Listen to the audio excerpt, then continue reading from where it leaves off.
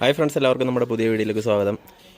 നമ്മുടെ പൾസർ 220യുടെ ഒരു registration video കുറച്ച് പാർട്ടുകളായിട്ട് നമ്മൾ അപ്ഡേറ്റ് ചെയ്തിട്ടുണ്ടായിരുന്നു.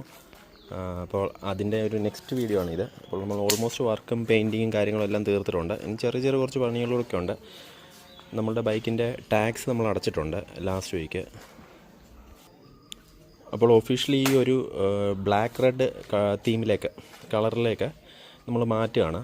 അപ്പോൾ ഇതിൻ്റെ RCയിൽ നമ്മൾ ചേഞ്ച് ചെയ്യണം. നമുക്ക് ഒരു 6th മന്തിലേക്കാണ് ഇതിൻ്റെ റീടെസ്റ്റ് വരുന്നത്. 15 ഇയർ കംപ്ലീറ്റ് ആകുന്നത്. സോ 15 വർഷത്തിന് ഒരു 3 മാസം മുൻപായിട്ടാണ് നമ്മുടെ നാട്ടിൽ നോർമലായിട്ട് നമുക്ക് ടാക്സ് അടയ്ക്കേണ്ടത്. സോ നമ്മളങ്ങനെ ടാക്സ് എല്ലാം വർക്ക് അങ്ങനെയുള്ള കാര്യങ്ങളെല്ലാം കംപ്ലീറ്റ് ചെയ്തു. അതിൻ്റെ കൂട്ടത്തിൽ തന്നെ കളർ ചേഞ്ച് ചെയ്യാൻ വേണ്ടി RTO സൈറ്റിൽ തന്നെ നമുക്കൊരു ഓപ്ഷനുണ്ട്. ഞാനൊരു ഏജൻറ്റ് വഴിയാണ് ചെയ്തത്. അതിനൊരു 350 രൂപയാണ് ചാർജ് ചെയ്യുന്നത്. പിന്നെ അവരുടെ ഒരു ചെറിയൊരു 150 രൂപ 200 രൂപ എന്തോ ഒരു സർവീസ് ചാർജ് എടുത്തിട്ടുണ്ട്.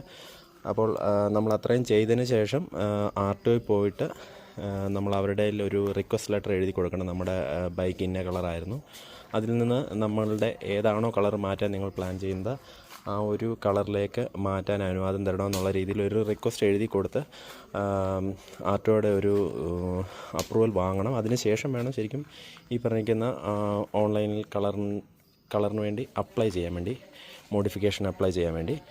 അതിനുശേഷം ഇപ്പോൾ വണ്ടിയുടെ പെയിൻറ്റിങ് കാര്യങ്ങളെല്ലാം കംപ്ലീറ്റ് ചെയ്തതിന് ശേഷം ബൈക്ക് അവർക്ക് ഒരു ഇൻസ്പെക്ഷന് വേണ്ടി നമ്മൾ സബ്മിറ്റ് ചെയ്യണം.